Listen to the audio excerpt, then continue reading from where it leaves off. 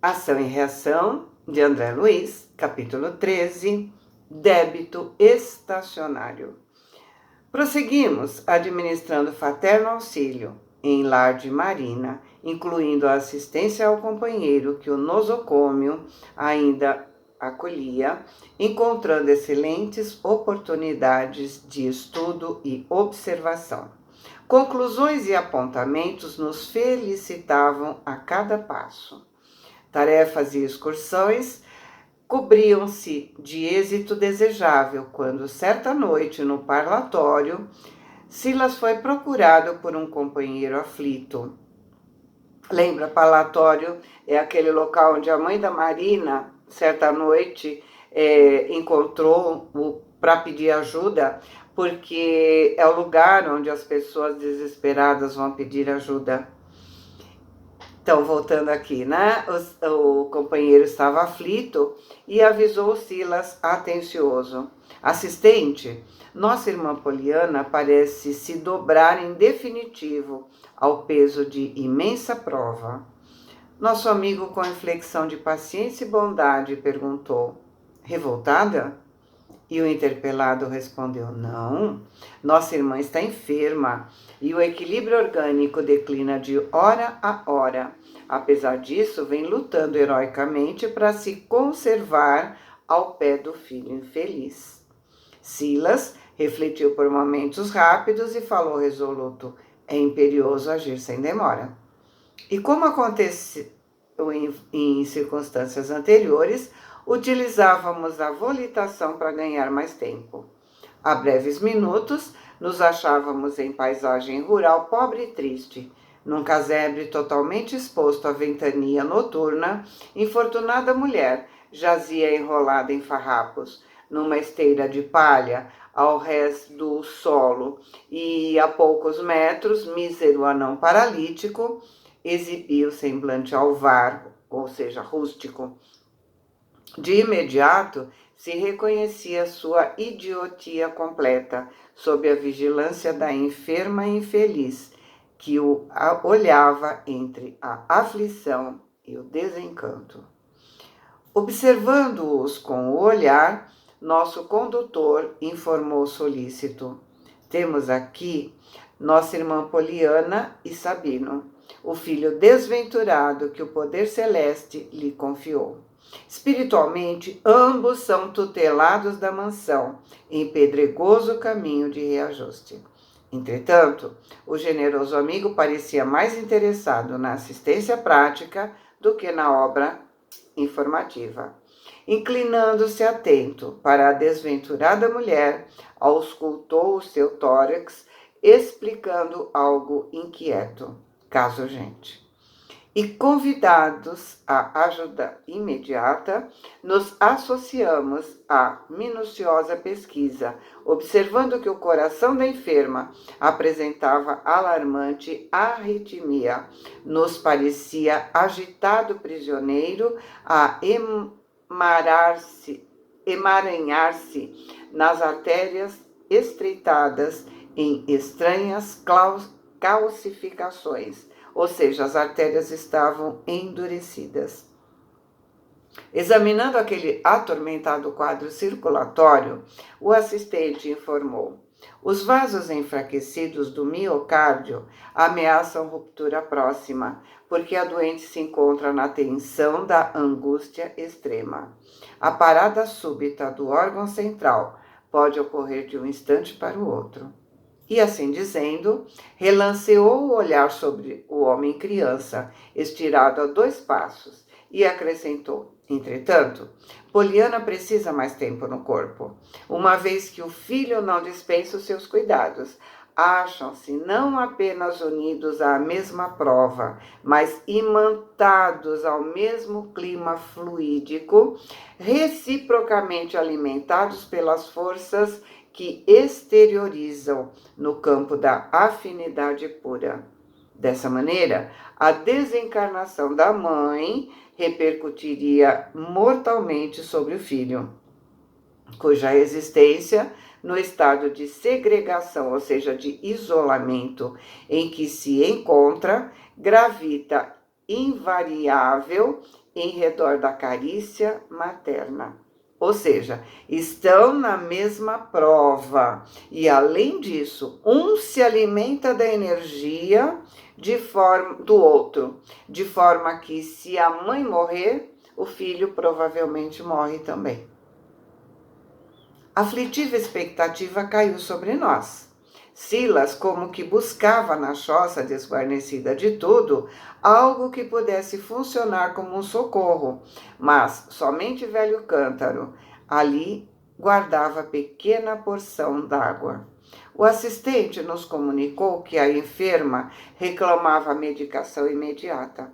Porém, considerando que naquela hora da noite não era fácil trazer algum companheiro encarnado a um sítio deserto, nem dispunhamos ali de recursos quaisquer. Ainda assim, nós o vimos aplicar passes à glote com desvelada atenção. Logo após, administrou recursos fluídicos à linfa pura. Ele fluidificou a água da moringa. Compreendemos que Silas ativou a sede da doente, levando-a a serviço de água simples, então convertida em líquido medicamentoso. Despendendo enorme esforço, Poliana abandonou o leito e buscou o pote humilde. Após beber ligeiros goles, acerenou as próprias ânsias, como se houvesse sorvido valiosa porção calmante. As preocupações obcecantes da hora em curso cederam lugar à bonança de espírito. Foi assim que o diretor da nossa excursão, acariciando a fronte dela, pendida nos trapos, a se agregarem como se fossem um travesseiro, transmitia-lhe forças revigorantes. Decorridos alguns minutos, Poliana mostrava-se plenamente fora do vaso físico, mas sem a necessária lucidez espiritual para identificar a nossa presença. Porém, subordinada ao comando magnético de Silas, se ergueu automaticamente abraçada por ele, e seguidos por nós, fomos ao bosque vizinho. Longe de perceber-se, sob a assistência carinhosa de que era objeto, a enferma ausente do corpo de carne, como num sonho consolador, foi convenientemente acomodada por Silas num tapete de relva macia, sentindo-se calma e leve. Finda essa operação, o assistente nos convocou à prece e, levantando o olhar para o firmamento faiscante de estrelas, rogou comovido: Pai de infinita bondade, tu que dás provimento às necessidades do verme aparentemente esquecido no ventre do solo, que vestes a flor anônima perfumando a sua textura, muitas vezes sob a lama do charco, desce compassivo olhar sobre nós, que nos perdemos na distância do teu amor. Em particular, Pai justo, compadece-te de nossa Poliana vencida. Ela não é mais, Senhor, a mulher sedenta de aventura e de ouro, disposta a lançar lodo e trevas no caminho dos semelhantes, mas sim, pobre mãe fatigada, reclamando novas forças para a renúncia. Não é mais a moça vaidosa que tripudiava nos tormentos do próximo, mas triste mendiga, anulada para o trabalho, que soluça de porta em porta, esmolando o pão com que deve sustentar o torturado filho de sua dor e nutrir a própria vida. Ó Pai, não a deixe perder agora a bênção do corpo, no caminho redentor onde se arrasta. Acrescenta-lhe os recursos para que não interrompa a experiência sublime em que se localiza. Tu que nos deste, pelo Cristo, a divina revelação do sofrimento como sendo o roteiro de nossa condução para os teus braços, ajuda-a a refazer as energias aniquiladas, a fim de que não pereça antes de encontrar a nova luz, que ajuda o seu coração para a subida da glória eterna. A voz de Silas, tocada de profunda fé, nos arrebatava ao pranto irreprimível. Cintilações azuis coroavam sua cabeça, e como resposta do alto, Ali, na selvagem floração do bosque ermo, vimos ao longe 5 flamas, em pontos diferentes do espaço, que se aproximavam de nós rapidamente. Nos encontrando, transfiguraram-se em companheiros que nos saudaram alegres. Em rápidos minutos, energias imponderáveis da natureza, associadas aos fluidos de plantas medicinais, foram trazidas à nossa enferma, que as inalava a longos sorvos, e rapidamente vimos Poliana surpreendentemente refeita, pronta a retomar o envoltório para a necessária restauração. Pensei com lágrimas. Ricos de terra, onde o poder de vossas arcas abarrotadas de ouro diante da fulguração de uma prece? Onde a grandeza de vossos palácios, recheados de faustos e pedraria, confrontada com um simples minuto de reverência da alma, em comunhão com a paternidade de Deus, na majestade do céu? Incapaz de raciocinar por si quanto à metamorfose experimentada, por força das inibições que sofria na provação temporária, a doente não conseguia nos ver, mas sorria feliz, sentindo-se mais robusta e mais ágil. Então, estamos mais uma vez vendo aqui a resposta a uma prece. Quantas vezes André nos dá exemplos de que toda oração tem resposta. Novamente amparada, regressou ao casebre infecto e nos auxiliamos a retomar a cápsula física. Enquanto descerrava os olhos, reconfortada, Silas esclareceu. As melhoras adquiridas pela organização perispirítica, pelo corpo fluídico, serão apressadamente assimiladas pelas células do corpo fisiológico. Sempre é assim, gente, de dentro para fora. Por isso, pensamentos negativos, energias negativas como raiva, medo, angústia, medo, adoecem o corpo físico. Temos a conhecida frase, diz-me onde dói e eu te direi por quê. Ou seja, onde está a dor, está sinalizando qual o sentimento negativo nós estamos mantendo. E pensamentos e sentimentos positivos curam. Fé com ação cura. E acentuou: os médicos terrenos sabem que o sono é um dos ministros mais eficientes da cura e que, ausente do corpo muitas vezes, a alma consegue prover-se de recursos prodigiosos para a recuperação do veículo carnal em que estagia no mundo. Nós sabíamos disso. Sempre ouvimos dizer que o sono ajuda na cura. E aqui nós temos a explicação. Nossos mentores, nossos guardiães, nos doam fluidos benéficos e esses fluidos curam nossas células. Mais uma vez, vemos a necessidade de mantermos a positividade, porque se eles nos ajudam e nós formos impermeáveis, a ajuda será em vão. Após a elucidação, afagou os cabelos grisalhos da pobre doente e, em voz alta, lhe prometeu: descanse. Quando o dia ressurgir, nossos companheiros trarão até aqui o socorro da caridade fraternal, valendo-se de algum samaritano das redondezas. O Senhor permitirá que você continue. Em seguida, nos convidou a observar o campo orgânico do Sabino, o filho dela.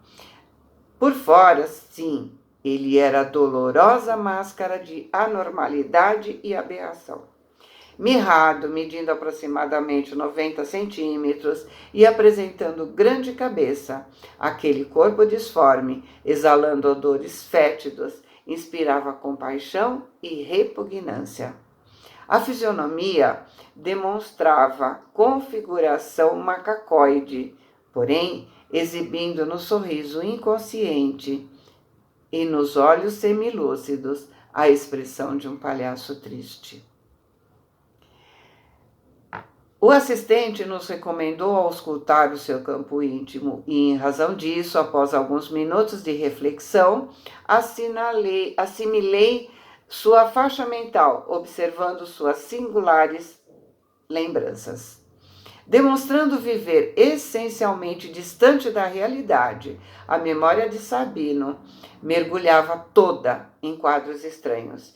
Diante da nossa visão espiritual, os pensamentos dele tomavam consistência, nos obrigando a enxergá-lo como se sentia em verdade.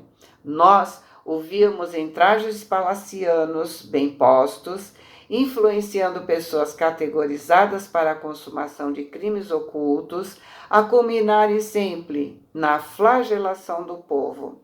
Viúvas e órfãos, trabalhadores humildes e escravos misérrimos desfilavam nas telas de suas complicadas recordações.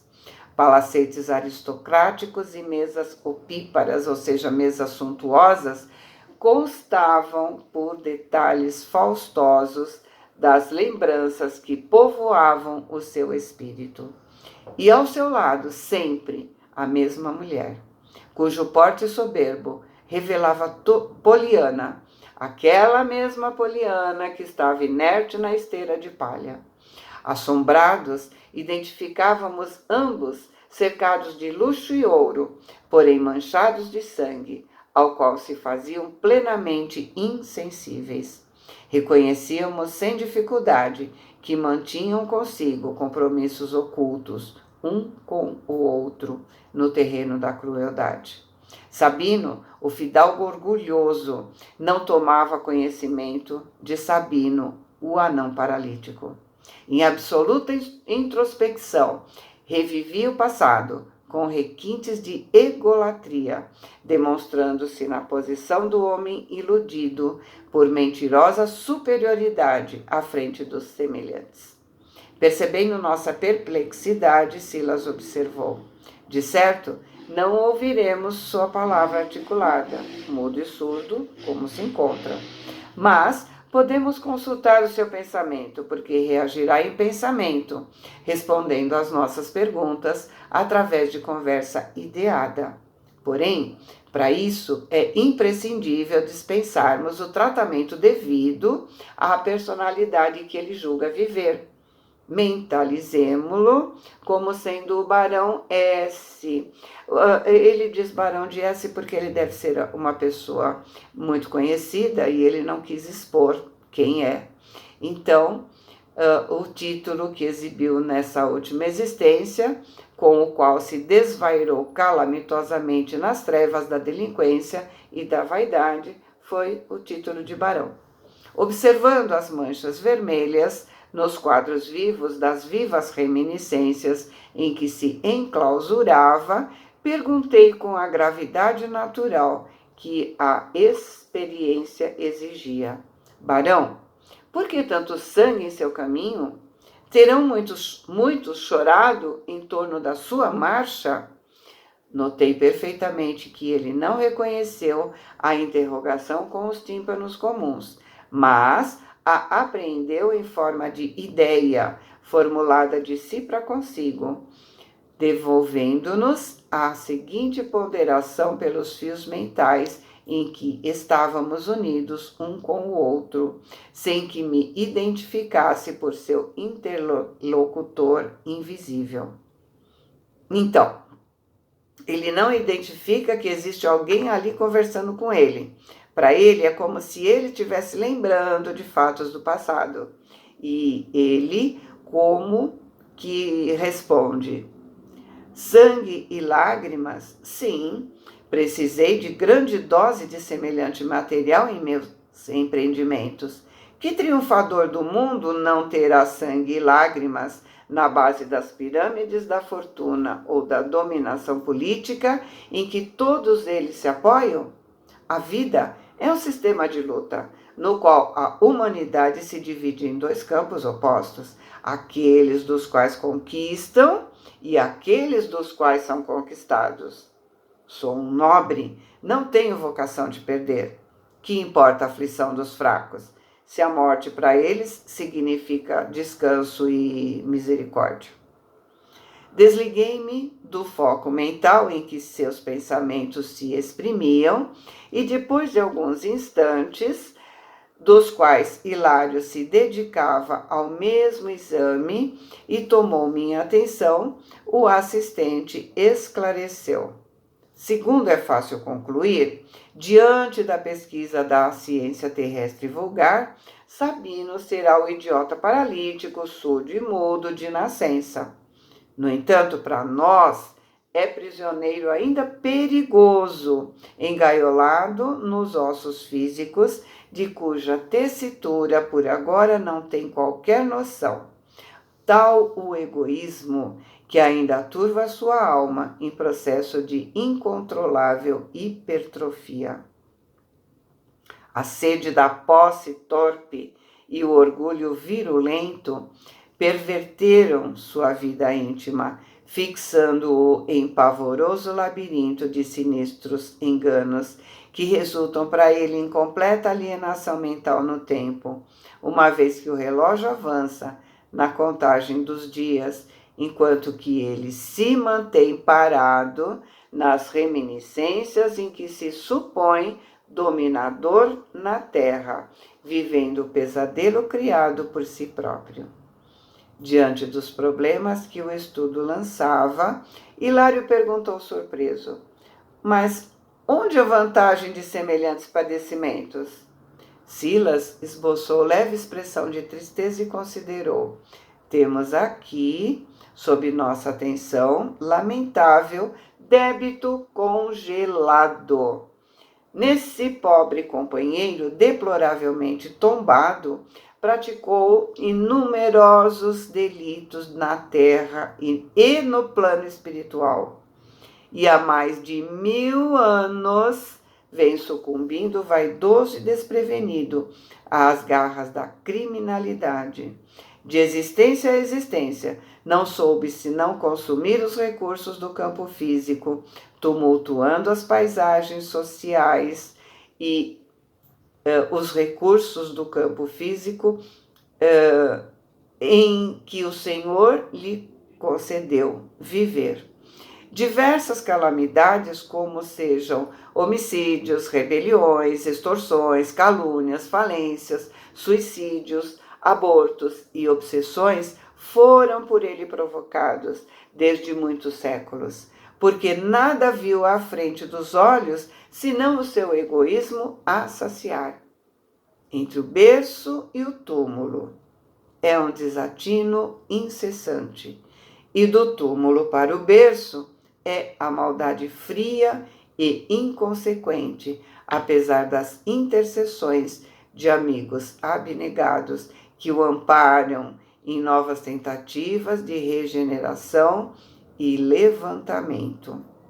Quase sempre inspirado nos pontos de vista de Poliana, que vem sendo sua companheira de múltiplas jornadas, se cristalizou como infeliz empresário do crime, e o seu desequilíbrio na última existência se agigantou de tal modo, terminando no suicídio indireto através do mergulho deliberado no vício, que não houve outro remédio para ele senão o isolamento absoluto na carne, ao nevoeiro da romagem presente, na qual o identificamos assim, como fera enjaulada na armadura de células aviltantes, pobres, humilhantes, sob a custódia da mulher que o ajudou nas quedas sucessivas, agora estabelecida a posição de enfermeira maternal